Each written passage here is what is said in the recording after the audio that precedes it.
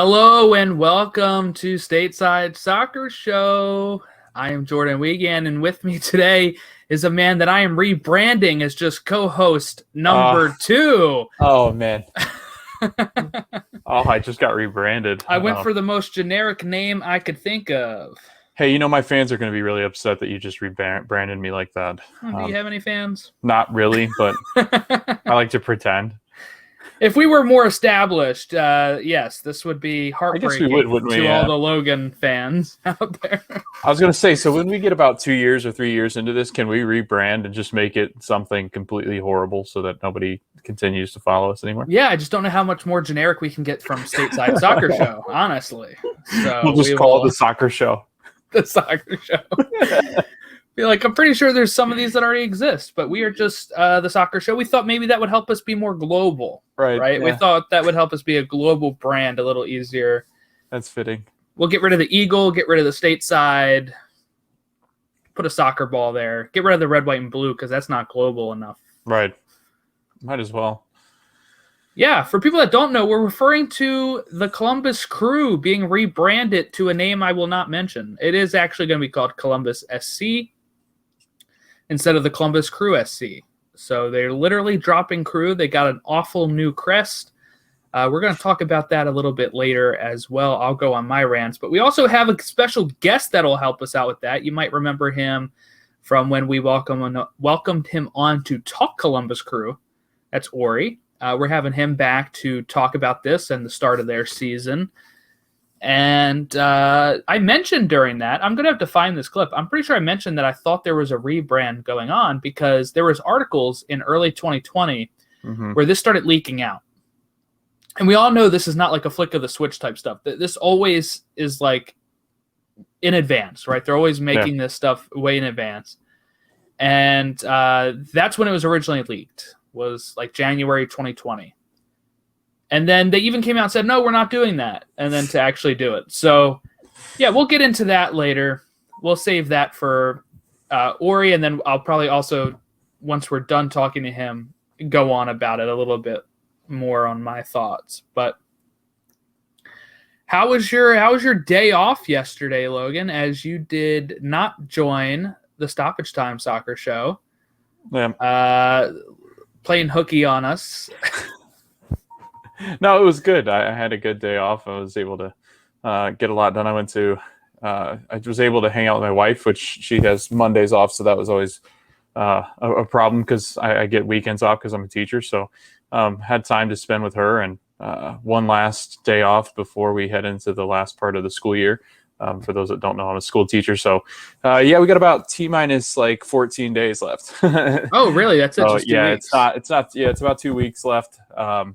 So looking forward to the summer, looking forward to Euros, looking forward to Copa America, looking to League of Nations, all sorts of different competitions going on that I'll get to watch this summer. But yeah, it was good. I had a really good day off, and Twitter was a buzz, so that kept me interested while Ashley was on Velocicoaster at Universal. So yes, Twitter was alive with the sound of complaining about that crest.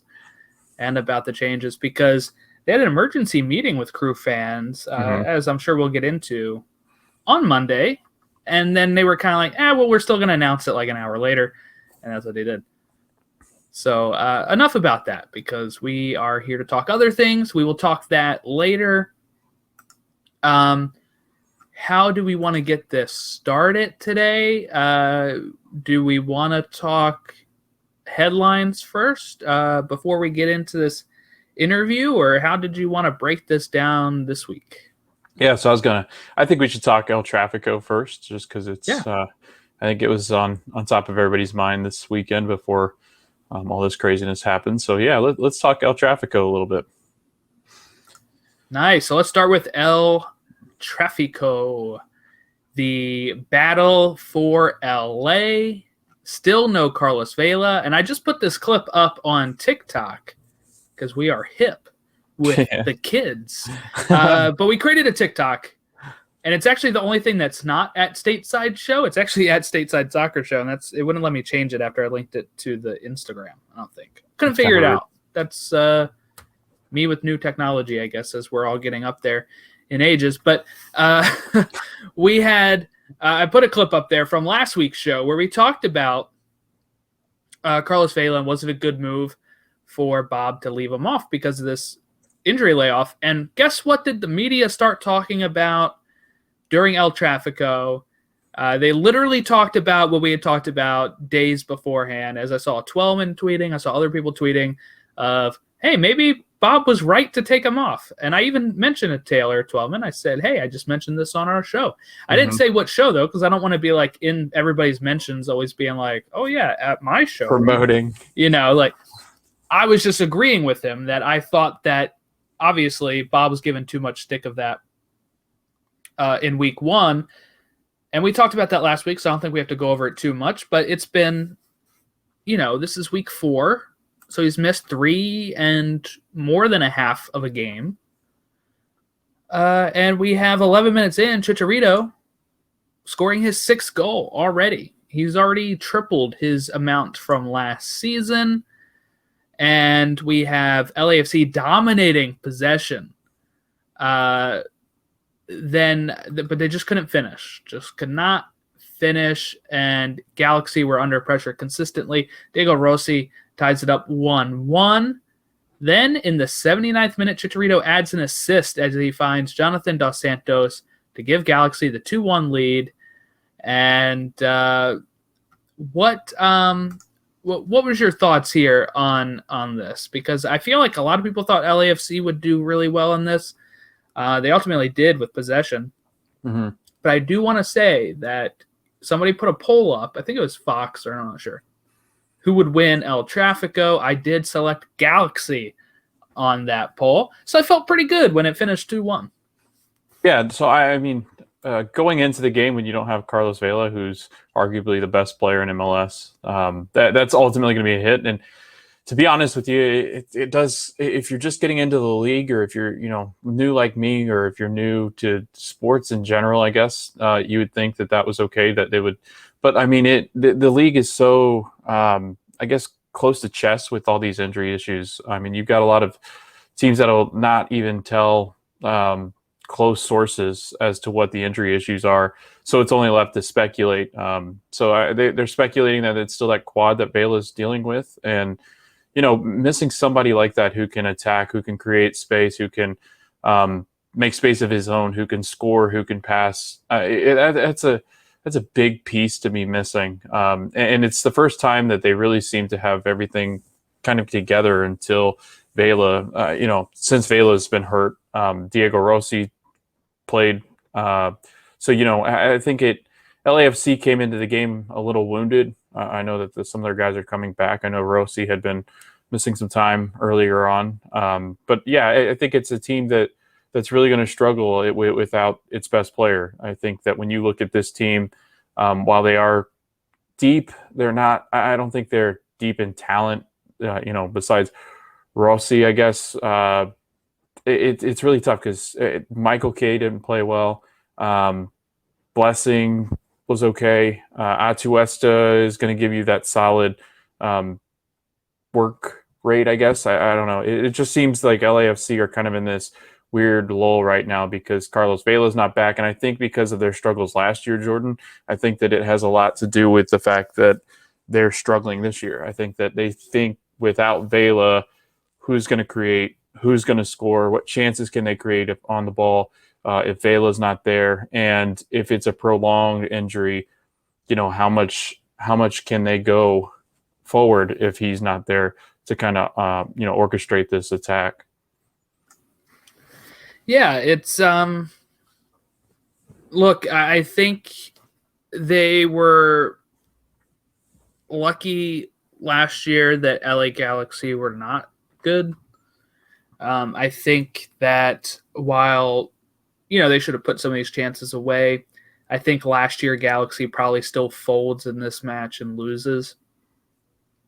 So the fact that Galaxy was able to hang on, I think was really great. And I'm looking at Greg Vanney now, and I'm thinking that this has been really good pickup for LA Galaxy, and that he's really already instilled with them that kind of heart and determination that we saw in his Toronto FC sides at times.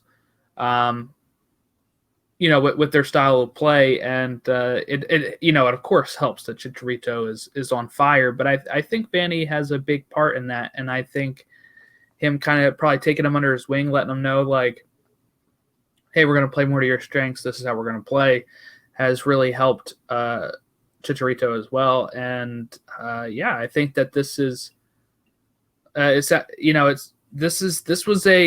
good matchup. It got great ratings on TV, so it was everything you could really ask for. I think it was better than the Sunday matches, I think, when we talk about rivalries. But with all these matches being on national TV, the ratings actually came in really good, and I think hopefully that shows that MLS does deserve some more over-the-air network airtime, and especially when you have these type of matches with El Trafico. Anything else about El Trafico here that you want? I called him Michael K. It's Mark Anthony K. Yeah, I was going to correct you on that, but I was like, should I do that after the show or on the show? I didn't want to embarrass you. Correct me. Yeah, I don't know why I called him Michael K. Maybe didn't want to embarrass you, co-host. No, but co-host. I was rebranding Mark Anthony K. No, to something more basic with just Mike, right. Mike K. Yeah, right. No, I got it. And I will say, though, like the one thing that I think is going to be a problem for Galaxy, because I didn't talk much about them. I mean, Vela is going to be a big miss if they have to miss him for a long time in LAFC. LA Galaxy, I'm still not convinced that lineup in the back is going to be enough to. I mean, Bond has had. I think he leads the league in saves, and the league leads the league in opportunities to get a save. And that, again, a team that was in second last year and most goals given up. It doesn't look like it's fixed. It doesn't look like it's going to be that much better, maybe a little bit better. But again, it looked like a team that I think is going to struggle defensively. And can you rely on, and it looks like you can so far, can you rely on Chicharito to kind of balance that out? Zubac got the start because I think he's been so good in the attack, and he's created for Javier Hernandez, and Sebastian Leget's back, so that looked good. I'm not sure Ganzier's the answer there. I know they've been looking for that winger that I'm not sure that's quite him. I think that there's some issues there. Dos Santos played really well. He got the second goal that Chicharito set up nicely. But if Chicharito can continue this MVP type form, then yes, I think that this team's a very good team and can make up for those deficiencies in the defense. But I'm not sure that right now what they have is going to be enough. I never thought Steres was good. I didn't think Williams was great. How do you say Araujo? that? Thank you. But I called him Araujo. Araujo, he had his best match, but that's not saying a lot because his first three were pretty subpar. So again, I think it's a defense that's still going to struggle. I think it's a defense that's going to leak some in the back and can attack necessarily match what it's going to give up. All right, I think let's move on to one of my topics I think I want to go over here, and that is the man, the myth, the legend, Chris Wondolowski. Christopher. Who scores one of the last people on earth to tuck in his shirt while playing, scores 2 late goals. It was the return of the Goonies. For people that don't know, they were known as the Goonies in 2012 when they would score all these late stoppage time goals. This was not stoppage time, though. This was 83rd and 87th minute. But Rubio Rubin scored in the 43rd to give RSL the lead. And then you have 2 goals by Wondolowski. Let's not shortchange Rubin, though, with his bicycle kick there to give them the lead. But Wando comes in and does what he does, and that is come out of nowhere and score 2 goals at the last few minutes to take all 3 points. His 168th goal, I believe, is his total now. Pretty good. Oh, it's a little cut off there. What does it say? Oh, it is, isn't it? Yeah. Oh, man. Bummer. Hold Hold on, let me see if I can fix this while I'm talking. Yeah, But go no, ahead. no, but the Rubin, I did want to talk about the Rubin goal just because I thought it was that good. Um, Easily a nominee for goal of the year. I think we've had about a bunch of those. So I think that was something that many were talking about going into the half until, pretty much that late stage where Wando does come on and then does get going and rolling. But I think that, what it says, Jordan, is it's that Chris Wondolowski is not the hero that San Jose deserved. It's the hero that San Jose needed. And it's quoting Mr. Commissioner Gordon from The Dark Knight. Knight. Yeah, because we've been watching that in class, so that just kind of stuck with me. But yeah, that's what it says. So, he's been spectacular since when he came on. And I know that we'll get into it more as we talk about the game. But just watching Wondolowski play and do the things that he can do, it's simply amazing to watch. Best all-time scorer in MLS. And we talked about him early on in the year. I know when we threw up that graphic when you're previewing the season and watching that game live. But it just simply, not having watched the league a ton and jumping into that and watching Wondolowski score, it surely is a special thing. All right. Well, I guess let's take a pause on the San Jose talk and let's move over to the Cruise. Let's get Orri on here. All right. And now we go ahead and welcome Orri Benatar onto the show. Friend of the show, been on before. How are you today, Orri? Doing all right. It's definitely been a wild 4 or 5 days here for Columbus soccer. So hopefully things will cool off, but I can't see them cooling off anytime soon in regards to the amount of games happening and then obviously with the rebrand.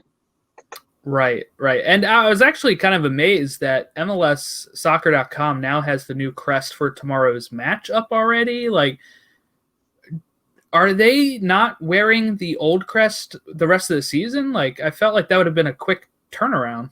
Yeah, I think from my understanding, or at least what I've seen, the old crest, I think, is going to be on the jerseys, I would think, for the remainder of the year. The only thing that I could assume in regards to the crest and the jerseys is they shift it to the new logo once the new stadium opens. That's very possible that they take that move. But again, that's speculation. I have no idea. But yes, their website, Major League Soccer's website, has shifted to the new logo for its standings, its schedule. So essentially the old logo for the Crew, which is their second crest, obviously, is nowhere to be seen on its website unless you're looking to buy one of the old kits or the current kits, theoretically speaking, or, on MLS's site too.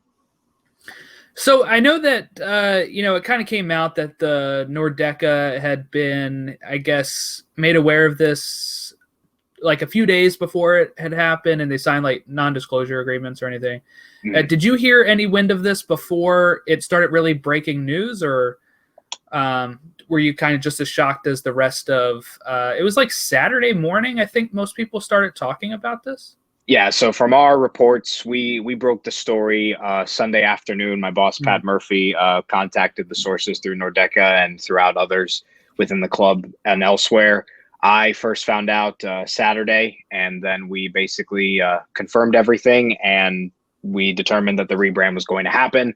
Our understanding is that this past Friday evening, there was a meeting with front office members and the Nordeca. It turned out to be relatively heated when the front office introduced them to the new logo and the rebrand, with the Crew being dropped from the official name and changing it to Columbus SC. Nordeca supporters were very, very unhappy with that within that meeting. And then we understood that the rebrand launch was supposed to happen in the middle of the week, but that got pushed up to Monday. And they announced it on Monday. And, now everything is essentially changed. But overall, we started hearing the murmurs this weekend, and the fact that it's happened mid-season is certainly very surprising, 2 months before the opening of the new stadium. And obviously not just the Columbus Crew community is shocked and just surprised to see this happen. MLS community too. I've seen the likes of the Men in Blazers make a comment on it. Heather O'Reilly was tweeting about it. I believe Alexi Lalas retweeted our story as well. So definitely a wild few days here for sure. I was going to say, I mean, do you get a sense as to why it was? I mean, we just started the season. They're getting. I get it that they're getting a new stadium. They thought maybe this was.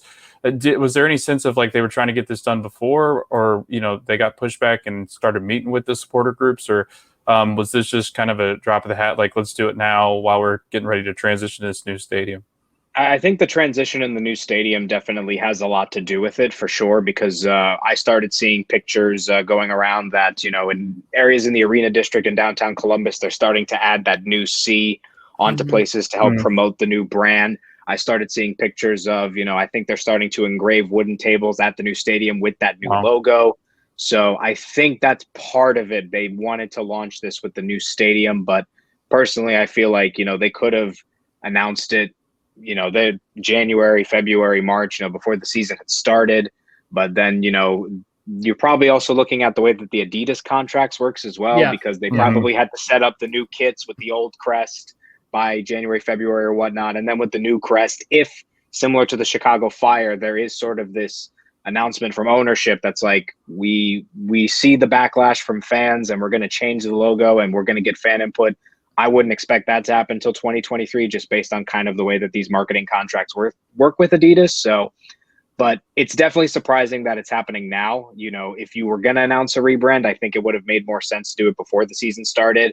And the timing of it is definitely interesting, considering, you have the new stadium, a team that just won a championship with a great new roster. Right. Very rare to see a rebrand happen for a team, especially in North America, with, the success and a lot of momentum going forward. So, but this seemed to be in the works for about maybe 2 or 3 years potentially. But again, the fan reaction has certainly been the story here. And in general, with MLS community too, that it's universally agreed upon, not fully universally, but based on what I saw from our Instagram post, I try to track sort of what people were saying about the logo. We're talking maybe like 2 to 3 to 4% of the people that were replying to tweets, rating stuff on Instagram, actually like the new logo. So interesting to see.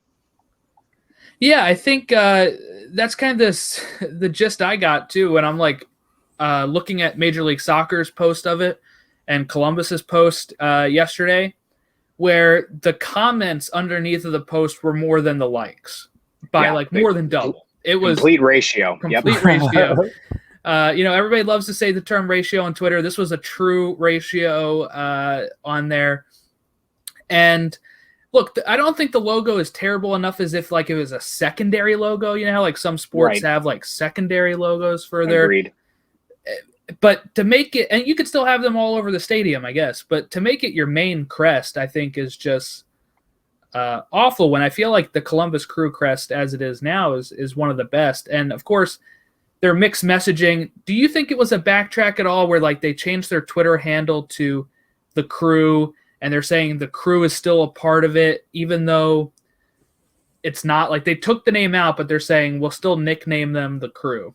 Yeah, I'm not sure if there was a backtrack there after the leaks and people were starting to talk about it this past weekend on Twitter. I'm not sure because, by changing the name to Columbus Soccer Club, Tim Bezbachenko in ownership commented it's about, trying to reach that global brand. And there's all these kind of different, things to think about with that. One of the things that comes to mind is, I don't think it's just purely the Crew ownership. I do think MLS definitely has a say in this because of the fact that we're seeing the trend. I think it's the last 12 expansion teams, including the ones that are going to be added in the next 2 years with Charlotte FC and St. Louis City SC, that all have the European traditionalized soccer names. The last expansion club to be added in MLS that's kept its nickname and their official name is now the Portland Timbers, because Montreal Impact changed to CF Montreal in February. And it's sort of this change to generic, simplified branding. And it's not just MLS we're seeing that. Look at Juventus and Inter Milan in Serie A. Juventus had, an iconic logo with the black and white stripes, changing it to a J. And then Inter Milan simplified its logo as well. So that might be the trend in marketing. I'm not sure why. I like a little bit of creativity with the logos. I really like the new Columbus Crew logo. And I think they put a lot of effort into it. I like circle logos personally. Yeah. And you look at some of the biggest clubs in the world of soccer, Bayern Munich, Chelsea, Manchester City changed to a circle. And I think their logo is beautiful and iconic. But And I think there was a little more input in the old Columbus logo, because you look at the middle there, it's got the 96 with the shield as Got the an checkered homage flag. to an homage to the original logo, the checkered flag, and then the 9 stripes to represent the other 9 founding members of MLS. To me, that's really good thought to put into the logo to, honor your city, your club, and honor the league. Whereas this new logo, I just feel the shape is odd. It's the Ohio flag. It's way too simplistic for my taste. I think obviously a lot of people are talking about that random triangle there in the bottom right corner of the Ohio flag shape that some people are calling it a goatee or just like, the Illuminati or something. Like, we don't know. Like, personally, Right. because I started doing graphic design once I joined Master Report, if I look at that, yes, that triangle helps to add to make it seem more full. And if it didn't have that, it seems a little emptier and you just have that random space that's empty in that corner. But also you have the Columbus and the SC outside of the crest. And like you said, Jordan, I think that this would be good as a secondary logo. I think the C itself is okay, and they have that as an icon or like a secondary logo. They have an Ohio state outline with black and gold filled in there. Those can work as secondaries. But to me, I think it's, from an aesthetic design standpoint, one of the most plain, boring logos in all of sports right now. So I think the old logo was better and it was a little more creative. So that's where I'm coming from, just from a personal preference standpoint. Yeah, it kind of looks like, sorry, Lloyd, I was just going to say, it kind of looks like one of those generic FIFA teams when they can't get the license. Well, to be fair to EA Sports, if you guys go look up on Google, because EA Sports doesn't have the right to Juventus and FIFA, they have to call Juventus Piemonte Calcio. No joke. The badge that EA Sports made for Piemonte Calcio to use in FIFA is better than the actual Juventus badge. It looks like the old school Juventus one. Yeah, it looks nice. They got the zebra in there. It's actually really, really nice. But yeah, it reminds me certainly of if you had like NCAA football and you can make your own college and you had options of like 20 shapes and you can only put every letter in the alphabet in there. Yes. But that's something else that I was going to point out as well. But also, and the other thing is, it's another C for an Ohio professional team. Cavs, Reds, Indians, the Clippers, even the Bengals. It's a B. Everybody's going with the 1-letter logo. I'm just curious to hear what the focus groups that they interviewed. Apparently, they interviewed 3,000 people. What their input was, and also from a marketing perspective, the shift to simplicity. I'd be very curious to know about that stuff, because obviously I'm not in advertising and I'm not in marketing, but I'm just curious to know, this sort of shift into simplistic logos. So I know you've talked to players and coaches, and you've seen, I guess, the reactions from former players. Zach Steffen was quick to comment on the new logo. I mean, is there a sense that they're kind of irritated with it, or are they just kind of going about it just because, there's not much, I know there's not much they can really say, except, I mean, it's ownership. It's their decision. So, right. And at the same time, they have more important things to worry about. Like, some perspective for them. We talked to Caleb Porter, Darlington Nagbe, and Jossie Zardes on Tuesday. Caleb Porter was asked about it, and it's like, I'm the coach. I have much more things to worry about than what our logo is, in a sense. Right. It's kind of what he was going with. And he does. They're about to play their 5th game in 15 days. They've got guys who have soft tissue injuries, and they got a big game against Toronto in the middle of the week. Then they got to go and play New England on a big Sunday night nationally televised game. New England, very, very good team in the league. So he's got more important things to worry about, and so do the players for sure. So I just hope that, as much as the Crew fans have rights to, be angry about the way the logo looks and the lack of input that the supporters groups had in the rebrand, similar to the mistake the Chicago Fire made, and then they're trying to reevaluate and now have fan input for their new logo. I just hope that there's not going to be too much toxicity around it, because I think it's important to, put things in perspective as well. We saw a few people were threatening members of the Crew staff. It was a very, very small minority, but Nordecke had to, say like, we're not doing this. Report this ASAP. So I think it's important that, as much as the logo can anger fans and, you'd be annoyed about the name change, and, I think it does. Personally, I just don't see the reasoning behind dropping the Crew from your official name. It's what Monterrey does with Rayados and all that kind of stuff. And I sort of get where they're going with it, but, that's a moniker and a name that is synonymous with saving the team. You've built a community and a culture here where people know this team as the Crew. But they're not really dropping it. There's just a lot of different names now you can call this team. Yeah, that's what I was like. What I was telling Logan is I think they had a slam dunk of a job as ownership, right? You save the Crew from Precourt and a move to Austin. You get them a new stadium. You sign Zella Rayan, and then you just hands off on the logo, and you're probably beloved. It's just bizarre to to make that choice, I feel like. And just I get that they want to make their mark, right? It's new ownership that always wants to make their mark on it. But I just find it odd when these people always think that these business school people know more than what fans like. And when we say they're moving to a global brand, I don't understand what that means when you're removing what made them unique enough to be a global brand. Right. They were the Crew. And now if you're a fan overseas, like you could have liked them because you liked Crew Alexander, right? Or Alexandria over in England. But now you're like, oh, if I pick an MLS team, it's going to be Columbus. Why? Just because they're Columbus SC? There's nothing there that speaks global to me.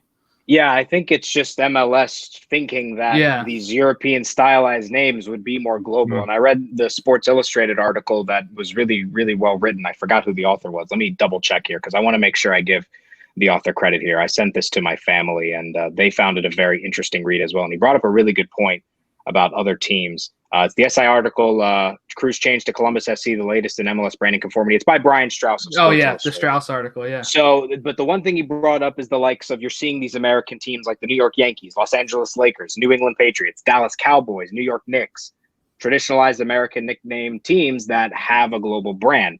I think it's different, though, with those teams because you look at the NFL, the MLB, and the NBA. These are the premier leagues for their sports in the world, whereas MLS is not the top league in the world. It's going to be very hard for MLS to ever become the top league in the world because you're working back with, a newer league. There's less history. You can build that history up, and as the years go by, MLS will create its own history. But maybe in 20, 30 years, people will be talking about these European stylized names, then who knows? They might grow their brand globally. It's very possible. It's very similar to what the owners of the European Super League clubs thought. They were thinking about that global reach. And then they saw that the hardcore fans in their communities were very opposed to this idea, and then they squashed it. And I don't know if that's going to happen with Columbus SC. I think because of the contracts, the NDAs that were signed, and all those things that encompass it. So if there were to be a fourth rebrand, I wouldn't expect it to happen for 2 years. But right now, the Nordecke is having petitions to, not buy merch. I know there's people that have canceled their season tickets. The creative director of Nordecke just resigned. And that's unfortunate because you might have the start of this brand new stadium and no tifos. There's not going to be many banners. There were no banners hung at the DC United game. I don't expect any banners to be hung for the last 2 ever games at Historic Crew Stadium on May 29th and June 17th against the Fire. So, and at the same time, did somebody say about a walkout? Did they walk out during the Nordecke at all, or no? I don't know if I saw a walkout. Okay. The middle section of Nordecke for the game on Saturday was emptier than usual, but no banners. I think there were chants of F the rebrand. There were murmurs on Twitter during the game on Saturday too, but things started to really escalate on Sunday when we started to see the leaks of the logo and whatnot. But, the timing is unfortunate where, you have a brand new stadium, a great team that just won a championship, had to deal with CCL scheduling and is still undefeated in the league. Only 4 teams in the league are undefeated. And the Crew is the only team that was in CCL that can say that they're undefeated right now with 5 points. And, all that momentum. And then with this rebrand, you kind of squash it a little bit. But we'll see how the weeks and the months go by. And with the brand opening of the new stadium, what kind of a crowd, what kind of capacity we have. And in general, the way that ownership responds to the fan reaction from this. Did you want to say something? Yeah, I was just going to, before we let you go, I know we want to talk Crew, obviously. Yeah. You were just talking about him a little bit. But, I mean, as far as the Kevin Molino injury, Aiden Morris is hurt. How much are those injuries starting to kind of pile up on the Crew? Are you starting to see maybe some of the concerns with Crew, as Caleb Porter talked at all about those concerns? And then, how, moving forward with some of these competitions that are coming up in the summer, is there concern with depth now? I think the depth concern is not as big. I think it's more so the fact that within this stretch, they haven't had time to have full training. Because think about it. They've played 2 games a week for the last 3 weeks. That's 6 games in 19 days. This is their toughest stretch they're going to have for the entire 2021 season. Right. And, they haven't been able to fully train. So after, Saturday's game against DC, you got to spend, Sunday as a recovery day, Monday as well to do some light training. And then Tuesday, you have to travel to Florida. And then Wednesday is the game against Toronto.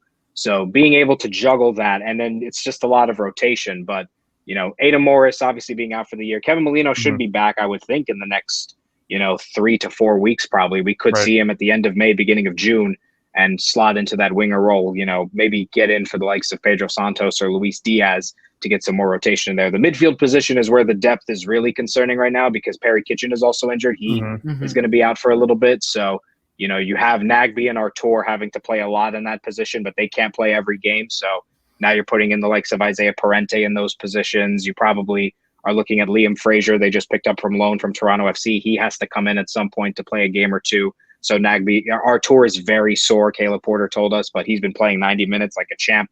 He's been one of the Crew's best players. And then they just had a recent injury to Milton Valenzuela, the left back, who hasn't been able to play. He'll be out for Wednesday's game. Waylon Francis is having to step into that role. And also Jossie Zardes is still dealing with his shoulder injury that he sustained in that Monterey game with that collision with the keeper. I asked him today how the shoulder was. He said, I'm still in pain. It's going to take a few weeks for that pain to go away, but he's playing through it. So, and that's why we've seen Bradley Wright Phillips make a couple of starts here in the last few days. So, but we saw the perspective of the injuries when you're playing against a team like DC United, who had 14 players out in the game against Columbus. They had 4 people on the bench. One guy got scratched during warmups in Columbus. So injury-wise, I think there is some concern in there. I think it's just more making sure that your top players are not going to get severely hurt. And that's where the rotation comes in from Caleb Porter. He has to manage that. So who knows what kind of a lineup we see on Wednesday against Toronto, whether we see Nagbe or Artur take a rest or Zelarayan, take a back seat, and you see maybe Alexander Matan get his first start, play Pedro Santos in the center attacking mid position. If you play someone else at left back and Milton Valenzuela is not healthy and you have Waylon Francis in there, you maybe give him a rest, or you see Saad Abdul Salam get a start. So it'll be interesting to see, but 2 big games this week with Toronto and the New England Revolution. And, they're focused on what's happening on the field. Now, everyone wants to talk about the logo and the rebrand, everything like that. But, this is a team that has 5 points. They're undefeated in the league. They got their confidence back, their offensive flow going with the win against DC. Yes, 2 own goals, but still they created those chances. And now it's about building that momentum into the MLS season. And they're going to try and defend this title and get some hype for the new stadium. All right, yeah, thanks. Last question I want to ask you here. Sure. Is, they were kind of expected to run away with the Eastern Conference. Has those projections or whatever changed at all among Crew fans? Or is it just kind of like get as high as you can and win the MLS Cup now? Or I think it's too early to tell. But right, because it's a long season, yeah. Right, definitely. Very long season. We're not done till November for this season. But I think when you look at the standings, you see a couple of the challengers. New York City as rose as a challenge. I think New England we knew was going to be a very good team. Red Bulls are starting to build up some momentum. Nashville's undefeated with 3 draws, finally picked up a win last week, I believe, against Philly. Montreal is not too shabby, but I think the other thing that's going to be interesting to see is how those CCL teams, now that they don't have to worry about CCL, whether they've been eliminated, or in the case of Philly, don't have to play Club America until August, when they start to build some momentum. Philly is a good team. They're a very good team. And yes, they might be in 10th right now, but they'll develop some momentum in order to, build upon what they did last season by winning the Supporters Shield. So I think right now, too early to tell. I think the only thing that's safe to say in regards to where MLS teams are at right now, I think Seattle is still the best team right now. They've shown it. And in most power rankings, Seattle and Columbus are the top 2. So the teams that were there last year, still very competitive in the league, but very long season to go. We'll see how it goes. All right. Thanks, Orri. Did you want to say where everybody can find your work at? Twitter at Benatar512. And, of course, check out MassiveReport.com for plenty of Crew coverage. We got some stories out there, obviously, about the rebrand and plenty of coverage for the upcoming games. But it'll be nice to have a little bit of a break soon with some games. It's not going to have Wednesday and a weekend because after this New England game, they don't play next until the Saturday against New York City. But, Yeah, massreport.com and O Benatar, OBENATAR 512. All right, awesome. Thank you. Yeah, no problem, guys. And that was Orri Benatar. Great conversation with Orri. I love talking to him. He really just knows what he's talking about. And to get somebody who's talked to players, talked to fans, wrote stories about this has been illuminating, I think. So let's just talk our thoughts real quick on the rebrand here. We kind of alluded to some of our thoughts here. People have been saying the same thing I'm probably going to say here. But why are we focusing on global branding when we're not even the most popular sport in the United States? We're not even the most popular soccer league in the United States. And Columbus Crew, not even the most popular team in their area. None of these teams are. No. None of these teams are. And as we mentioned, I'm not sure if this was after we were done talking with Orri or not, but the LA Galaxy is the most popular MLS team globally. That's the team everybody knows because Beckham played there. And they have one of the most American names of all time. And look, I mean, what is wrong with the American naming system? Yeah, there's times where it sounds stupid. But does New York Red Bull sound better just because there's other Red Bull teams? Does, Columbus SC sound better than Columbus Crew SC? It still had the SC. It's like getting rid of Charlton Athletic, whatever, and just calling it Charlton. It doesn't make a difference, right? Like, why can't we just keep Crew? And if you want to redesign the crest, make little touches to it, like Orri said. I just don't understand. I just don't understand it. And we keep erasing our history. We saw this with Montreal, who was Montreal Impact before they even joined MLS. And God help them if they try to change Philadelphia Union or Seattle Sounders, Portland Timbers, LA Galaxy. Oh, man. I mean, that'd be ugly. Here's a fun fact. I'm going to ask you this. How did LA Galaxy get their name? Do you know? Oh, God. I guess maybe the Stars because of LA? Yeah.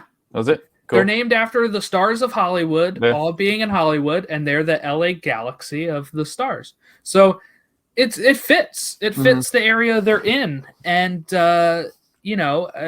look, what made them a global brand? They did rebrand. They changed their logo. But what helped them was they signed David Beckham. Oh, crap. They signed David Beckham. Then they also got Landon Donovan. Yeah. They got Robbie Keane, and they won 3 MLS Cups in quick succession. If Columbus Crew repeat this year, and they kept their name, and they signed players that were big stars globally, they would become a global brand. It's not about the name. It's not about the crest. It is about the play on the field. Why are the Yankees one of the biggest global brands? It's because they won 27 World Series. And they had stars on their team like Babe Ruth, Mickey Mantle, Joe DiMaggio, Lou Gehrig, and that's the thing too, is that is a global brand. The New York Yankees is a global brand and is the most American name. What do they all call us? They all call us Yankees. Yeah. They all call us Yankees over here. And you have people in the UK and Germany that are wearing Yankee hats and are Yankee fans, and they have no connection to that. Right. They're not just called New York Ball Club, Baseball Club or something. It's just mind-numbing why we have to resort to this. And we saw a missed opportunity with Charlotte. They could have been Charlotte Town. They could have been Charlotte Crown. They could have been Charlotte Athletic. They could have had all these options, and they choose Charlotte FC. And they did this huge name unveiling, this whole huge name unveiling, logo unveiling. And they said, here's your options. Here's what it's going to be. And you know what was sad? Everybody's like, I'm hoping for this, but I know it's going to be Charlotte FC. And it became Charlotte FC. And everybody was like, why did you even make a big deal about it? It fits this random name. Your thoughts, Logan? Yeah, leave it alone. You've seen what fans can do. You've seen what you can do to fans. It was a couple weeks ago we were talking about the Super League in Europe, and On stoppage, yeah. yeah, and you see what it does to fans. I mean, what makes me want to support a team is the fact that I know, like for the Cubs, yeah, they might have a little bit of logo change, but it always stays in its character, in its town, like through history. Yeah, Oh, okay. yeah. I thought through it's always history. been the C. No. It used to be like a bear with a bat. For a while they were called I think the Black Sox at one point. So they've at least stayed in the Chicago roots though. They've had like the ivy, they had the bear, they had everything, and it kind of went along with the Chicago Bears, and so they've done a good job with that. Like Indiana has always been that same basketball with the P in it. So yeah, it just leave it alone. I don't get why people do. I mean, this especially after all the crap that they had to go through with Precourt. And then you put him right back into the situation of, I just want you to leave my team alone. Like, just leave it alone. And it just seems like it's a money-making opportunity. Because when you rebrand, what you're doing essentially is you're making new gear that fans are going to have to buy. They better do a buyback opportunity where they give those fans who bought the kit this year, and if they do change the kit, then they should be able to take this year's kit if they want the new kit and be able to change it in. Because it sucks because now you're 30 games left or something like that, and you've got this new logo that's going to appear in your new stadium, and the old logo is only going to be on the patch of the, and then you're going to have the fans in the stadium, the Norderdecke, that's going to have this old logo on their motif. I mean, it just, I don't know. The tifo, sorry, not motif, but I don't know. Just leave it alone. It just could be a motif as well. Motif as well. But just leave it alone. Stop messing with stuff that's worked. I don't get it. Here's what I'm going to promise to Crew fans on this show. We're going to continue calling them Columbus Crew. Mm-hmm. We're only going to use the old Crew logo. I'm not touching the awful C in any of our graphics. All right, that's the commitment I'm making to this. That until they change it back or until they change it to something you like, I am not supporting this rebrand. Everybody likes, I like to collect kits. If I collect a Columbus kit, it's going to be an older Columbus kit. And I am not using this C in any of our graphics. And I'm not using it. I'm not going to just call them Columbus SC anymore. It's just going to be, we're going to call them the Crew. We good with that, Logan? Yeah, to make that promise here. Yeah. So, do you want to talk about the Columbus SC game? Let's talk about the Crew. Let's talk the Crew game. DC against the Crew. Zella Ryan scores 20 minutes in. Then you have an own goal from Brian to make it 2-0. Then Ola Kamara against his old team scores for DC, 83rd minute. Another own goal off Alfaro. That gives Crew the 3-1 win. Any thoughts on this? How this game went? DC missing 14 people is absurd. And we talked about this, Jordan. We said that if this team is not healthy, they can't afford the depth issue, and they've got the depth issue. It's a team that is not healthy. Paul Arriola's not back. You've got guys that they're playing with their second keeper in sights. Like, this is a team that's in a bit of a disarray. You've got defenders now scoring, which is impressive, but it's for the wrong team. It's a team that's really struggling right now. And, I know MLS is wild, but shout out to those guys. But no, but I think that this is a team that you're looking at one that can compete for the wooden spoon if things do start to fall a certain way. It was funny because every time I saw highlights of Kamara score or something like that, I kept thinking back to your conversation that you and I had. We had a debate about why I didn't think he was that special. And you're like, oh yeah, no, he's fine. He'll score these random goals and he'll get goals and he'll be up there at 10 goals and there's one, Jordan. So you were kind of right in that aspect, but no, let's get it going. Yeah. Oh, Kamara, come on, man. Yeah. Now I will say I do somewhat disagree with Orri. I don't think that the Crew necessarily have it going. I think that they are taking a step in the right direction, but I'm not sure we're seeing a Crew they're that undefeated. See. Yeah. They're undefeated, right. but I would disagree with this is look, They did create the chances for their own goals, but this is also a DC United team that missed 14 players, right? That I'm going to hold out and see how they play against these upcoming teams, because that is something to worry about, I think. I'm not so ready to think that they're going to – look, for me, I know it's a long season, but for me, I'm not ready to put them as repeating Eastern Conference. Well, they didn't even win the Eastern Conference, but I don't think everybody thought they would run away with the Eastern Conference this year. I think that dream is dead. I think the Eastern Conference is going to be bunched up for a good chunk of this season, and we'll see how it shakes out. But certainly, if they're healthy by playoff push, they have a shot, right? Yeah, they have a real shot of repeating.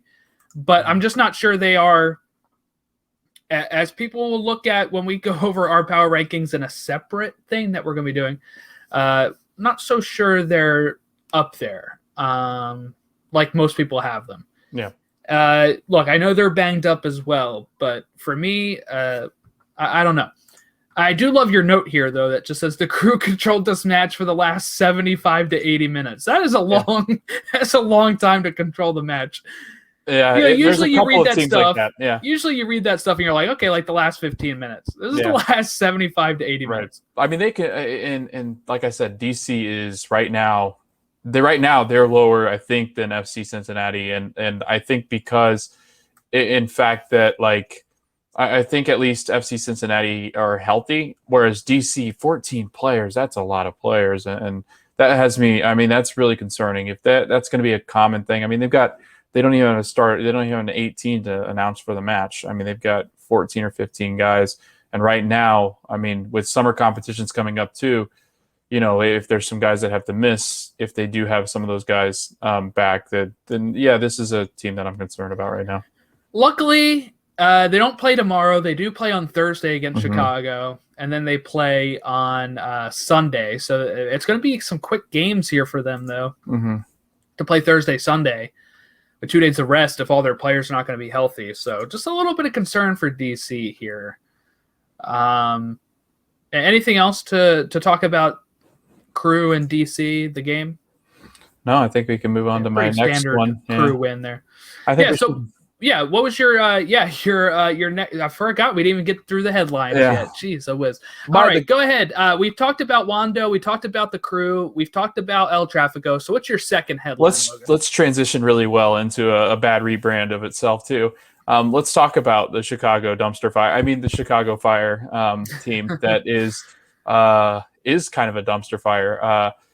This is a team too that I mean, you look at. I think if you look at the bottom of the East compared to the bottom of the West, Minnesota won't be there, I don't think, much longer. But at this point, heck, who knows? I think the bottom of the East is weaker than the bottom of the West. So I think that definitely watching the separation happen, I think you're going to have 7 teams that are pretty much a lock for the East. Maybe an 8th sneaks in, depending on how some of the teams perform. But I think that Chicago is definitely not in that picture. I think that right now, like you and I have talked about this, and you and I went into great detail about it too. And based on our rankings preseason, we thought maybe, I know you had them lower. I think you had them like 13th or something crazy like that, which, might not be too far off. But I think that when you look at the team, yes. Yeah, I did. 13th, you had them 11th. Yeah. When you look at this team, Stojanovic has been really good. But other than that, I mean, Beric is going to get goals. That's what he does. He's in spaces. He'll find goals. But other than that, outside of that, what are you looking at? I mean, you're looking at a team that lacks depth on the wing.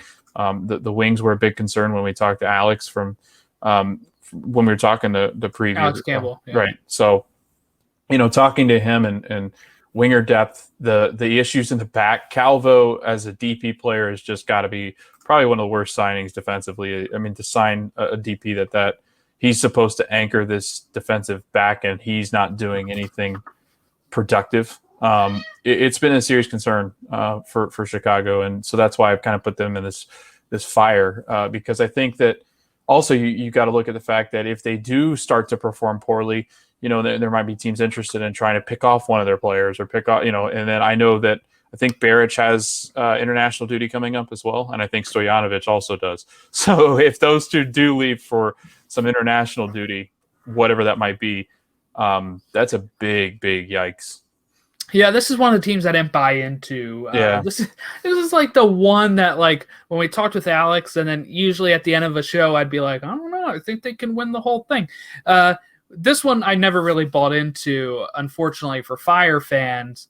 The Philadelphia Union beat them 2-0. They've lost before this 9 straight home games. This would make it 10. This is Corey Burke scores 51 minutes in, then Glesnes gets one 9 minutes later to make it 2-0. I thought it was kind of the first half I thought was a little more nervy. I mean, I thought the Union were okay, but there were some moments where the Fire had some real chances in that first half. And, then right after halftime, you get the Union up 2-0 within the first 15 minutes of the half. And from there on, it is what it is, right? The Union needed this win. The Fire needed something from this, but for some reason they're not playing so well at home recently. You were hoping with, okay, they have fans at Soldier Field now, that would help turn them around a bit, but it hasn't. And I'm not really sure what the fix is. I just think this roster is not built well, and I don't think it's built well to succeed in MLS. They're going to give up you have goals. Barrage, who was very close to winning the Golden Boot last year, but defensively they're not that great. And sometimes they can't really generate enough to get going, I feel. But yeah, I don't know. For me, that is pretty much all I have to say about this match. I mean, it was the Union, I don't think were super great in this match either. I do want to say that Santos could have got a red card. Yeah. I don't know what's going on with the Union in that regard, where they are just starting fights every game and getting red cards. And, we had the 2-match suspension for El Brujo when he did his little elbowing. We had Jim Curtin saying stuff about Heinze at the end of the Atlanta press conference, which, hey, the Union are the only MLS team to move on out of Champions League. So welcome to CONCACAF, Logan. We went from 5-1 very quickly. Very quickly. Very quickly. That happens almost all the time, unfortunately. But yeah, so I'm a little worried about them having this much of a chip on their shoulder after winning Supporter Shield to be like fighting everybody all the time. And I know some Union fans are like, hey, that's Philly. I love Philly. I love that tough Philly mentality. But let's not do anything that loses us players for stretches of time.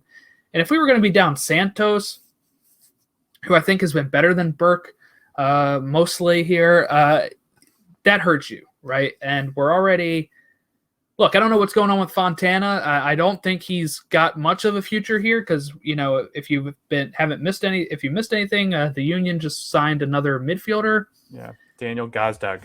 Yeah, from Hungary. Yeah. So we'll see if he's hungry for goals and if he'll help us out at all. But let's move on from the Union and Chicago.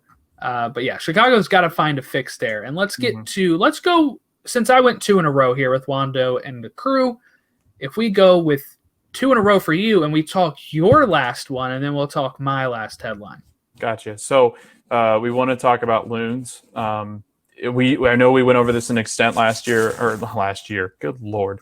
Last week. It could have been last year. Last week we went over it with AJ and Jack from the Final Third pod, and we were talking to them because they're Loon supporters. And this team, Jordan, man, your MLS Cup winner just looked absolutely brutal. But first half, the Loons, kind of similar to when they played Seattle, the first match of the season for them.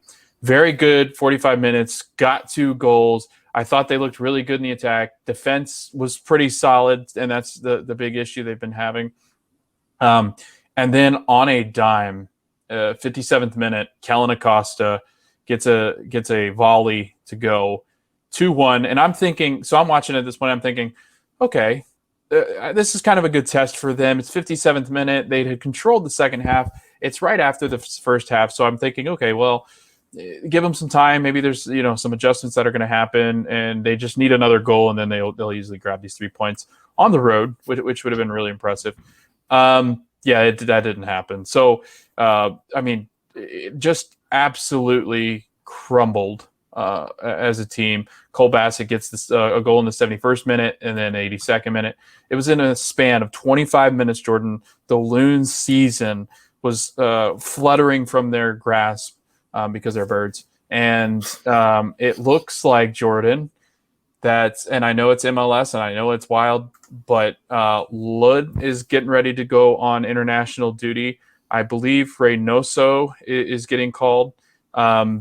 Maybe I think it's Abila is also. So like they've got some big attacking players that aren't going to be with this team, and that has me concerned for a team that's really struggled putting it all together, for a team that many thought were on a high note coming into the season with some of the additions that they made with Reynoso, who's the king of the North. They've looked like a team that's going to be king of the South in the Western Conference.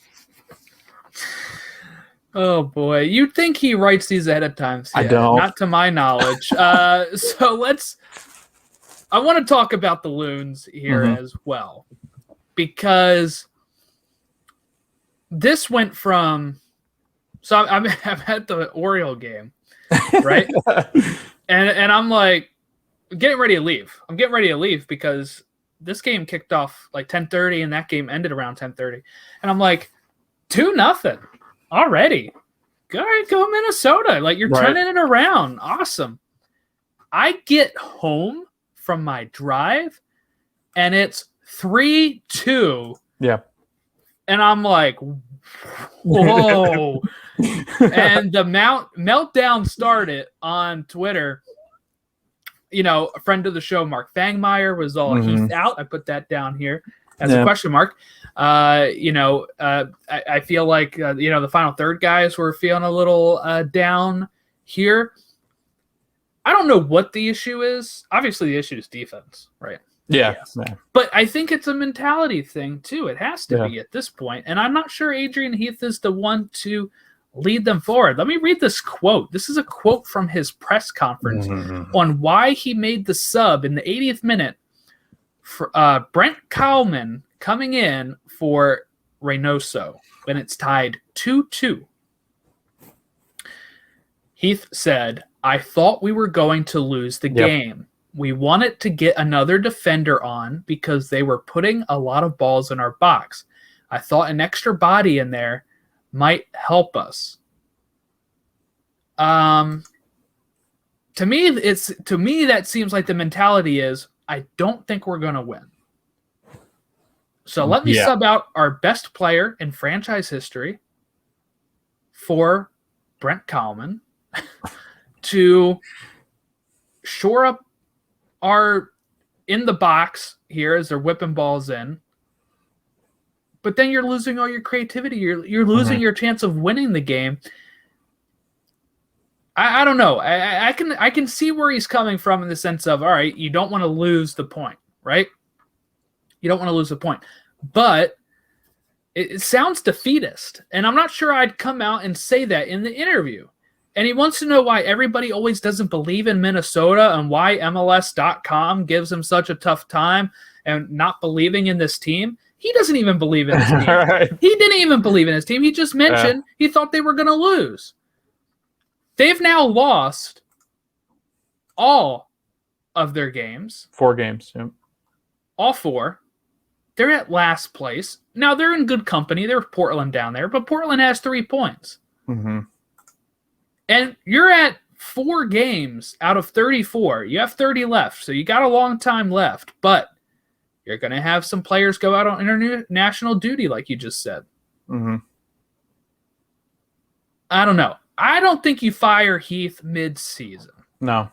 So I apologize for Minnesota fans who want him out now. But I do think that this is I think he's got a shelf life like a Jose Mourinho has a shelf life.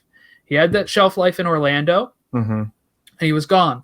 He's in Minnesota for, 4 or 5 years? And now it's getting to that point where it's stale. I think it's stale, and it sucks that it was right after where they could have been in MLS Cup and get knocked out by Seattle. Mm-hmm. But now I'm looking at that game and I'm thinking that was a premonition of what's going to come now, because they had a lead, 2-0 lead, becomes 3-2, and they get knocked out. And that's pretty much been the case this season, and they're getting demolished, and they just had the same game with the Rapids. Look, the Rapids are a good team, so them coming back from 2-0 down is not a big story, I guess, but Austin beat them. Right. And Austin beat Minnesota. And look, when they lost to Seattle, I was like, don't press the panic button. This is early. And Seattle is a great team. But it might be time to start hitting that panic button very soon. I just don't know if that includes getting Heath out without giving him a chance to turn it around. It's only 4 games. But you would hope that you would have had a point. You've had 2 or 3 home games? 3. I think they had 3 in a row because Austin came and visited them. Pretty sure they've had 3. And then they had RSL because Ochoa kicked that ball in. And then Seattle. Yep. No, Seattle was in Seattle, though. Oh, was it? Mm-hmm. Yeah. Was this at Rapids? This was at Rapids, yeah. Yeah, so they've had 2 games at home. Okay, so 2. 2 games away. Right. And no points. Typically, you want to win your home game, so you should have 6 points, maybe 4 at least most. 4. At least 4 is what you're hoping. And then lose your away games at this point, this early on. Who knows, though? Like I said, MLS is crazy enough where you can turn it around, but they need to bring in some players, especially if they're going to lose some due to international duty. It sounds like they're getting ready to. I will say one silver lining that Loons fans can look forward to before we move on to Austin. Sorry to spoil, but I will say the Reynoso and Hassani Dotson on the wings looked a lot better. Like that looked like something that could benefit them going forward. And Greg Goose playing more of that number 10 role, as he's more of was the attacking midfielder. And behind him, you had Will Trapp, and I think it was I want to say Alonso, maybe. So they looked better in the attack. That wasn't saying anything for the defense. The defense, again, set or like random volleys that they weren't getting to, passes that they should have gotten to. It did. It looks like a defense in disarray, and that can really sink your team. All right, let's move on to our last headline. Is Austin for real? It's kind of ebbed and flowed throughout Sunday, right? But I would say, yes, I do think they are for real. When you're looking at what they're accomplishing and the fact that they took an early lead against SKC at SKC and how they've been doing so far, where they're in 8th place. They got 6 points out of 4 games, 2 wins, 2 losses. Their 2 losses, LAFC and SKC. Pretty good losses to have. They beat Minnesota. They beat the Rapids. They should have won this game or at least got a point. And this is the reason why I have to say yes, they're for real, is because I think this is just an individual error. This is Alexander Ring getting a red card. And yes, I saw people say that they were already starting to retreat after getting the goal before the red card. But once you're down a man, you shove them into that box and you play counterattack if you can. But for me, once you're down a man, you're trying to hold on to. You have a 1-0 lead. You're hoping to win the game, or at least just give up 1 and get the point, right? And you're trying not to lose at that point. So for me, look, they've been a really good expansion team. I think they're for real. And by for real, I mean they're going to be a pretty darn good team. They're going to be a tough team to beat if they have all 11 people on the field. And I think that is – they already seemingly have an identity. They have a manager who's really getting his first shot at this. So I think that is helping as well, as he's got something to prove.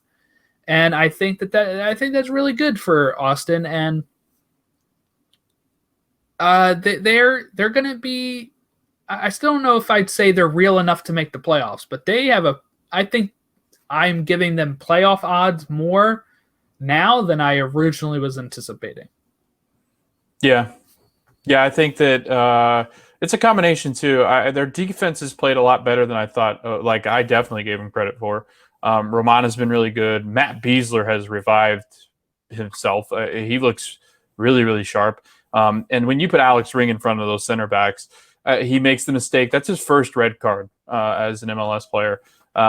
He is an absolute wall, and he doesn't make those mistakes. Now, I will say this was a really bad game for him. He was on a yellow, and he hit 2 or 3 guys that I thought could have been the second yellow, even worse than that last one.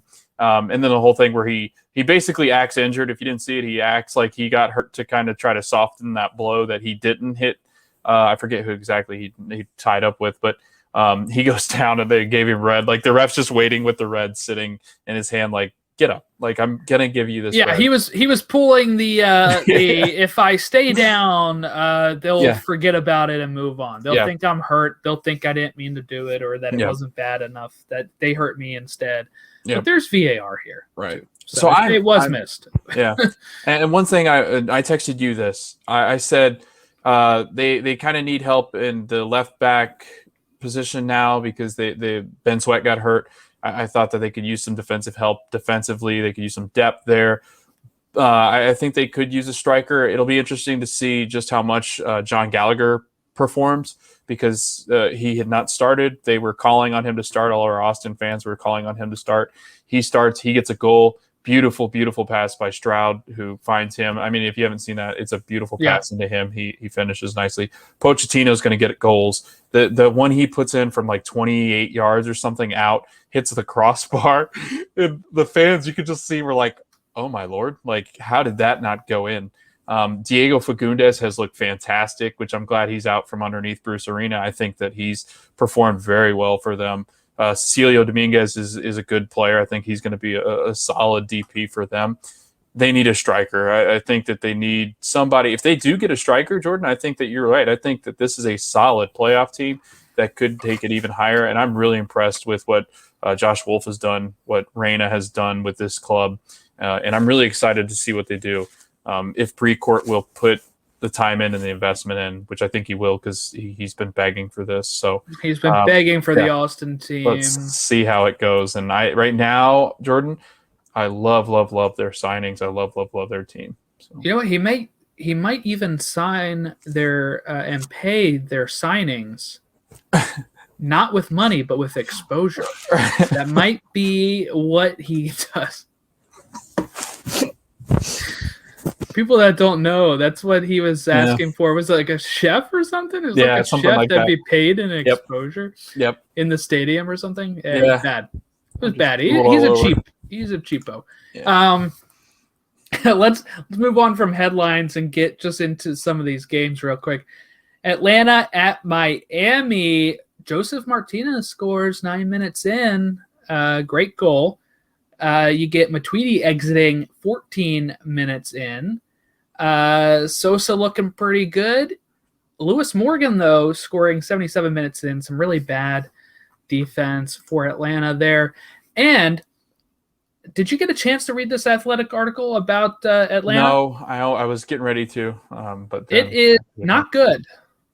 Not good. Really? Yeah, it is. So apparently they actually interviewed Bielsa. Marcelo? Yeah, Marcelo Bielsa before Tata Martino took the job, and they just never got back to him. Why? Yeah, they didn't want him, I guess, but they didn't tell him. So really badly handled by Carlos Bocanegra there, and it sounds like he's been kind of too involved at times, wanting to be in on the team meetings and training pitches and stuff as an executive. That caused some rifts between him and Tata Martino. Sounds like he's also the reason for some of their contract delays, which leads to players like Nagby asking for a trade because he was so fed up. Yeah. And Julian Gressel asking for a trade because he was fed up. And a lot of this kind of stuff going on here. And then they hired Frank de Boer. Also, he wanted to limit Almiron's play time in the playoffs because they were getting ready to sell him. Mm-hmm. Tata said, "You don't make that decision, I do." And Tata was right. I mean, they won MLS Cup after that. So he said, "Tata for now." Yeah. and he left because of his frustrations with that. Yeah. And it just sounds like that once Paul McDonough left specifically,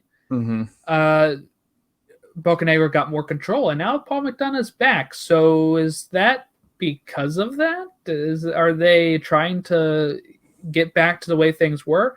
I hope it works out for them, because if it ends up to where Heinze is frustrated and he leaves, they could become a club of instability and just something that was a fleeting moment of winning trophies and gone. So I do hope they work it out. As much crap as those fans gave Union fans during the Champions League. Welcome to the club. Any thoughts here at all about how any of these teams look? I should hide this on Sunday. I should hide this while I say this. And the extra time guys agree, and I agreed because I was watching the game specifically for this reason. Joseph, he's the godfather. If he scores, he's going to score. He's owned my team, Orlando City. I'll own that. He is a very, very talented player. He is probably top talent in this league. But everything around him besides Santiago Sosa has me concerned. I think you've got to be concerned about Ezequiel Barco. This is a kid that they brought in that they thought was going to be this next up-and-coming thing. He was going to be that Almiron who's they're going to sell. They're going to flip for a lot of cash. The kid hasn't panned out. He's 22, which is starting to get towards that flip price, right? That flip age. This is where we flip you for something. Or else you're stuck here. Almost, right. Yeah. They're actually lucky they have Santiago Sosa because, and I told you this, I texted you this, and you said, really? I think next year by summer, this time, we're talking about Santiago Sosa no longer with Atlanta United. I think he's been that impressive. I think the balls that he plays is that impressive. His diagonals that he's played.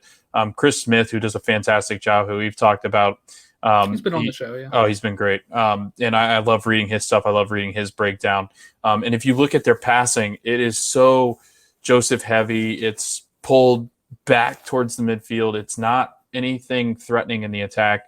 And when they do get threatening pieces in the attack, it's not as effective as it should be. I think that you should be concerned by that. Jürgen Damm is hurt, and he had looked pretty decent. I think that he's, his injury is going to be a big loss for them, as much time as he's going to have to miss maybe. Bello, I thought, looked a little lost. I thought Lennon played pretty well, but this is a team, again, like you said, Jordan, you wonder, are they going to become this fancy team that just starts to try to get the shiny pieces and tries to control it from the top? Dallas. Exactly. That's exactly what, without the young talent, it'll be more young talent they purchase and then in-house sell and say, okay, well, we tried. We put money into the club. You wanted us to put money in the club, but is that talent going to be able to play cohesively? And Joseph hasn't. He's coming off an ACL injury. He hasn't looked himself. He hasn't had those explosive runs. This goal was a shadow of himself. I think it was a very good goal, but I think that you're still looking at a guy that's still on the mend. You can't expect him to get 20 to 25 goals, I don't think. This team might be lower than what we expected if they continue to play the way that they are. Yeah, Seattle and Portland was another Sunday game here. First half was not so great. Second half really picked up here. 2 missed penalties that Valeri took here due to encroachment from Nuhu. Then also having Fry, he whiffed on one. Yeah, no, he whiffed off. So Nuhu, it's a wild thing. They're still going over it. Nuhu encroaches clearly. The second time too, go back and watch it, Jordan. The second time he does it as well. He encroaches even further, but they didn't call it on Nuhu. They call, and then they're like, so then extra times, like Stephen Fry does come off his line some. So maybe it was like the Stephen Fry thing. And because MLS doesn't do a very good job of announcing like why after the games, correcting things. But then the other issue is Diego Valeri hit the post without Fry touching it. And then he touches it again, which you can't do. And he slotted it in, but again, that second half was a wild game. But you get Rui Diaz, who does convert one, Mhm. 63rd minute, 79th minute, Montero scores, and then 90 plus 4, Tuiloma, is that right? Tuiloma, yeah. Scores to make it 2-1. Was that the final? I thought it was 3-1. Was it 2-1? No, it was 2-1. Yeah, it was 2-1. Yeah, it was 2-1. Yeah. But yeah, that was a very interesting second half. But Seattle, best team in the league by far. Or are they? You'll find out during our power ranking show that we'll put on YouTube. So make sure you're subscribed to the YouTube for that. What's another game we haven't talked about here? We have not talked. Can I say one thing on the Timbers thing? Yeah. The Timbers, if you weren't watching or were watching, they had Jeff Attinella go down. And, I don't know if anything's been released. That's how bad I am. No, I don't think so. I don't think it has, just because how close to chest. But it looked really bad, like really, really bad. And, if that's the case, Solte steps in. I think he's 17, 18, something like that. He's the tallest keeper in MLS. He sits at I think he's 6'5" or something like that. He is a very tall person, but they're going to have to rely on a teenager to stay in the post for Portland. It could work. I mean, Atlanta had a better goalkeeper when they played Champions League with their teenager instead of Brad Guzan. So that name always escapes me too. I forget the kid's name. Rocco, yeah, that's it. I forget. It was 3 or 4 names. Yeah, he does. That he has. Oh, so let's talk about the game you were at. Okay. NYCFC versus Orlando City. You sent me a great text that said City's dominating, and I said I would assume so because they're both named City. So I was That's confused why I texted you that. on which one. I was like, wait a minute, NYCFC or Orlando? I thought you meant Orlando, and you did. I did. But Nani again in the 52nd minute, the great goal. Then a 77th minute penalty kick for Castellanos to make it 1-1. Mm-hmm. And a chance from NYCFC as the match expires with a huge save by Galice to keep a point. How'd you feel about this one? First half was really good for Orlando. I thought that they played well in against a team that is surprisingly, I think, a pretty decent NYCFC team. Yeah, they had 55% possession, I think. And then second half, I thought NYCFC looked the better team. I thought that they didn't create as many chances like they would want to. I thought if they created more chances, they were going to win the game. But there were moments where Orlando seemed kind of shaky. The one concern that I have for, I guess, both teams really, Castellanos has been off to a hot start, but that's not been his forte. He's not been one that's been a consistent. Really, he's very streaky in the way that he scores. And an issue that I have with Orlando, unless DK comes back, I'm really concerned as to where they're going to get scoring. Watching them, that's what I wanted to watch for. Nani cannot score every game. Every game, no. And the way that he scored, the expected goals on both of those were insanely low just because of where he takes them from. One was on his weak foot. One was going across into defenders that should have gotten in the way. I think that's a big concern for me, is where are they going to get scoring? Can they rely on Mueller to maybe bag some goals here? I think he's looked the most goal dangerous amongst the bunch. I think Benji Michel's played well to where maybe he could add some goals eventually. But again, they don't have a starting striker. And if Pato, what concerns me is a knee issue like this is not one of those ones that's it just magically goes away. It's one of those, I think, nagging ones that's going to keep him out here and there. And he's older. So I think that's something else too. He did look good, but again, Jordan, like I said, I think that unless they get DK back and he stays the whole year, I think this team's that's where their Achilles heel is going to be there. Where can they get goals? We'll say they're up to 4th place, 6 points. Yeah. 4 games played, 1 win, 3 draws, and no losses. Defense looks good. That's been the big issue, or the big thing with them. And then NYCFC, I was really impressed with them. I thought James Sands looked great. Keaton Parks was really quiet, but Sands has dropped back now into that. They play 3 in the back. He's in that center back spot in the center, which is a big step back from a center defensive mid role. I think you're now anchoring the defense instead of being kind of that middle man in the midfield. And they're top of the East, NYCFC. 7 points. They have a 6-goal differential. 9 goals for, 3 goals against, compared to New England having 5 goals for, 5 against. So, yeah, pretty good from NYCFC.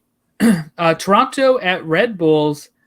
Red Bulls, Frankie Amaya scores 32 minutes in, and then Caden Clark with another goal in the 69th minute to give them a victory. Toronto just not living up to what I would say many people still thought they could be, but really, as somebody that didn't believe in Chris Armas, I'm going to say they're probably right on the money for me right now. They're in 12th. Yeah, they don't. Toronto looked really bad. They just don't look like they're a team that is going to find goals. And with Akinola not in and Josie not playing, and Soltato's going to have to really make a big difference, because this team looks like a team that just doesn't quite fit a system from a guy that. And we worried about that. We were concerned about, can his high press, can his high intensity attacking play, can they do the things that they need to do to be able to turn people over in their third. I'm not sure I see it. Michael Bradley sure is not going to be the one to chase somebody down anymore. Defensively, Toronto's backline's back intact with Mavinga back. But, it's tough sledding if you can't get goals in this league. And right now, I don't see where they're going to get it without Akinola or Josie healthy. Yeah, Red Bulls, surprisingly, Caden Clark. good. Should I say surprisingly? I had them. We had them as almost playoff 8th. teams. Yeah, I had them above NYCFC though. That's looking really bad, huh? But let's talk about the Revolution. They're everybody's media darlings, but they lose to Nashville 2-0. And will they be in our power rankings? Again, check our YouTube for that. Sapong scores his first for Nashville. Alex Mule scores for Nashville against his former team. Makes it not against his former team. Sorry, I was thinking this was Red Bull for a minute. But yeah, Nashville over the Revs. The Revs, to me, have not looked super impressive this season. They are second place in the East, as I say that, with 7 points. This is their first loss. But when you look at their wins, which were they were DC United. And I'm trying to think of who their other win was. They drew with they drew with Chicago. They drew with Chicago the first game out. And then they lost to DC. They beat Atlanta, and then they beat they beat Atlanta. They beat DC as well, is what you mean. What did I say? You said they lost to DC. Sure, they lost to DC. No, they won 1-0. Yeah, 1-0, and I think it was their own goal. I think it was a DC special. It was. So it's a good call now. But yeah, so look, maybe Atlanta's the best out of those. Nashville beats them. Nashville really needed this to get over the hump anyway. This was in New England as well, right? Oh, no. Okay, you reversed it on the thing. Okay, sorry. So this was at Nashville. Yeah. But yeah, so they're second in the East. But to me, when I'm looking at them playing, and look, it's good they're grounding out results, I guess, as it is, and they only have one loss. But I don't know if I'm putting much stock in the Revs right now. If we were doing a stock instead of power rankings, I would be like, I'm kind of selling my New England stock at this moment, because I don't think they're the dark horses that people have made them out to be anymore, because I think now they're getting to the point where everybody said they're underrated to the point that they're overrated. But we'll see. What is your thoughts on the Revs? Yeah, jury's still out, I guess. they do rely so much on Carles Heel. That I think that's their Achilles heel. I think it is. I think that Adam Buksa is not going to be the goal scorer that you want to give. Gustavo Bo, again, when he's been healthy, like he kind of reminds me of Ezekiel Barco a little bit, kind of like that. You want him to do well, but can he really provide at the level that's sustainable for a team that's going to be like a Columbus Crew, or I'd even throw NYCFC, Orlando, Philly. Like those are teams that have so much depth and so many options, where you look at New England and you kind of go, okay, well, besides Traustason and besides Gustavo Bo, there's not really other much behind that. I think what's the kid's name? Bunbury. He's a solid second option at best on the wings. They and Bruce Arena has said it. He said, I need more players. He needs some more signings. So it'll be interesting to see if they don't make moves, Jordan, in the summer. I think you're right. I think that this team is one that got hyped up too much to now where they're overrated. I do think that you're absolutely correct in that. Let's move on to Montreal. Anything to say about Nashville? Actually, I guess Nashville. Good for them to get the win. They didn't let people score like right off the bat. That was good. A defense that had been so good. They're still undefeated. Yeah. Sapong got his first goal. That was kind of cool. Yeah. He got his first goal, and it wasn't like spectacular or anything, but it was like hunting in the box. Really are. Yeah. Yeah. So he looked good, and Mule looked really good. He got back in the lineup, and I thought that he looked good. Hani Mukhtar was out with an injury, and so was Handwala. So two big pieces that were missing for Nashville. But good win for Nashville. All right, Vancouver. Yeah, getting the win over Montreal. 2-0. Penalty in the 57th minute and a 71st minute goal by Dahome. A brace. Yeah. He's looked really good. Better brace for this, Montreal. That was not a good brace for this impact. Yeah. Not a good game for Montreal, I don't think. Look, they had some good attacks at times, but they just couldn't convert. And that's one of the things I worry about with Montreal. As you can see, I put them in the wooden spoon spot, but where they sit currently is 8th, right outside the playoff spot. 5 points. At this point, I'm wondering how Cincinnati and Chicago even get 5. So maybe they won't be wooden spoon at this point. That's so mean. That is mean. I don't actually mean that. Obviously, they'll pick up some points, but maybe 7. It hasn't been good. But anything to say about this Canadian matchup here? Yeah, Cavallini, I think at times is sucked back too far into the pitch, and I know Dahome is kind of playing like a second striker with him, but I think at times he's more of a creator now. He's looked okay in that position because he does get a lot of attention. Garners a lot of attention. Caicedo's looked really good. I thought Chal Alexander played pretty well. This is a good win for them. And like you said, I'm concerned like you are about Montreal. Can they get Bjorn Johnson, who's had a very underwhelming kind of career, and a Kyoto who that's pretty much who they rely on to get goals. I would say that your concerns are pretty accurate. Where are they going to get goals? And we talked about Kyoto being your number one option of a guy that's probably going to bag you 9 or 10, but not good enough to take you over the hump. And Vancouver weren't great, but they got enough to get by. So. Right. Last match that we have to talk about here, it looks like, is Houston versus Dallas, the Texas Twitter derby here. This was on Texas. This was on Twitter. Fafa Picault, 34th minute penalty kick for Houston, and O'Brien for Dallas to make it 1-1. Second half, not really too much going on there. First half kind of got a little crazy with the penalty, and right after that being the equalizer. But Houston are currently in 11th. All right, no, they're above Portland. They're above Minnesota, so they're doing better than they originally thought. Maybe when you look at those two teams, they're right below LAFC. They're tied on points with them. Dallas are in 9th, which is right above LAFC and right below Austin. So you kind of got the three Texas teams within like 3 or 4 spots of each other. So that's pretty interesting.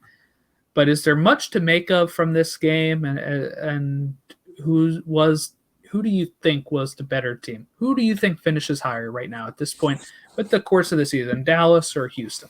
Who do I think's the lone star? Man, that's tough. Oof.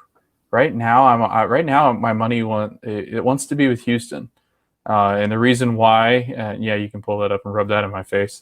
Put them 12th. So did I. Yeah, I had in Dallas 7th in the playoffs. I had Dallas 6th. Yeah.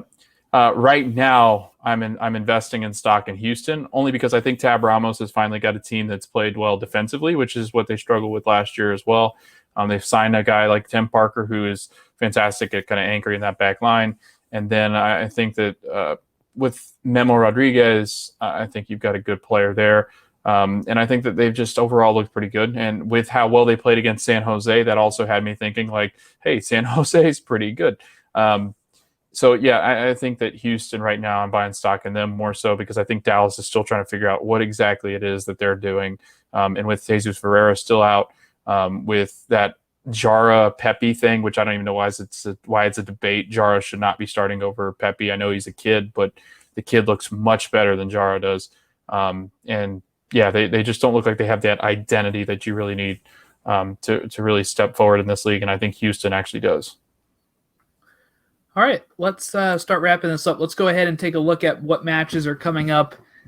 So this is a week where we have 2 shows. So we really only like to cover the Wednesday and Thursday games. Woohoo! Yep. All right. So here we go. Tomorrow, May 12th, Wednesday, Toronto FC versus the Columbus Crew SC at 7 p.m. on ESPN Plus. 7:30, Miami versus Montreal Impact. Then you have Philadelphia Union at 7:30 against the New England Revolution. We played about 1 million times last season. Then we have 8:30 Houston Dynamo versus Kansas City. Then we have Minnesota about to lose another one here as they face Vancouver at 9 p.m. on ESPN Plus. So far, none of these are nationally televised. I don't think any of them are, unfortunately. San Jose at 10:30 versus Seattle. The 2 best Western Conference teams battling it out at 10:30 on a Wednesday night on ESPN Plus if you're out of the Seattle, San Jose area. Then Thursday, we got 1 game, DC United versus Chicago Fire. That's on ESPN Plus at 8 p.m. Thursday, May 13th. Then we have the weekend matches. So which one of these games really speaks out to you the most for these midweek? It's got to be the San Jose, right? It's probably the Thursday game. No, maybe. No, I am definitely, like you said, the 10:30 game that I won't be conscious for. And because I'll be sleeping, not You'll drunk. wake up to some really nice texts from me, though. Right. I probably, I can't really watch that. Like the 10 o'clock games, I can at least watch like the first half usually. Yeah, and be okay. the 10:30 games are brutal. When does this actually kick off here? This kicks off at 10:38. Yeah. So if it was that ain't gonna happen. Yeah. So that's the game that I'm looking forward to. Games that I guess that I'll watch that I'll look forward to, at least not on rewind, will definitely be the Union and Revs game because there's nothing like feeling like it's 2020 ever again. So let's do it. Yeah, it's interesting. It's a good matchup. Mm-hmm. That's probably, I would say I am definitely watching San Jose Seattle, so I'll be watching that. I am going to be very interested in Minnesota. Vancouver hasn't been super great, but they haven't been super terrible.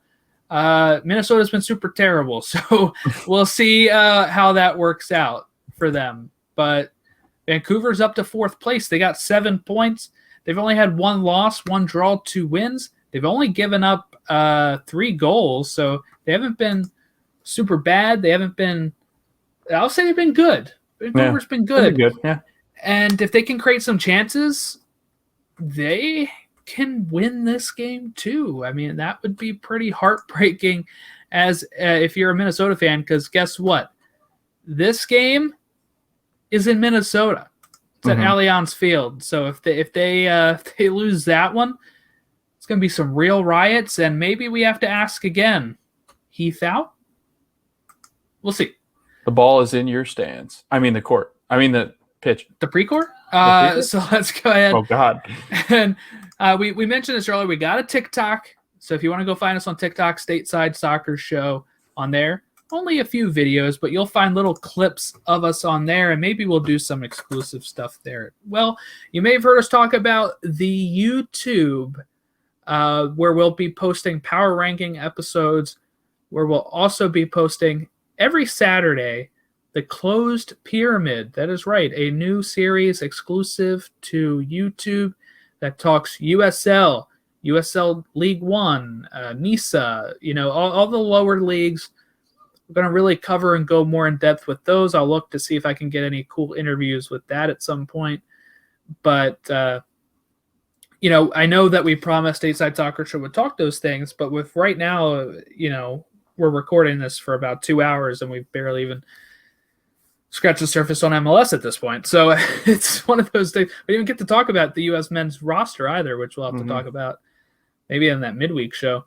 But yeah, we'll do power rankings there. When next time we do Outside the Box, will probably be a YouTube series, just to give you some more content. But go ahead and watch us on YouTube. That's where we'll post these episodes where you can see our lovely faces. Well, one of us anyway. Thank you.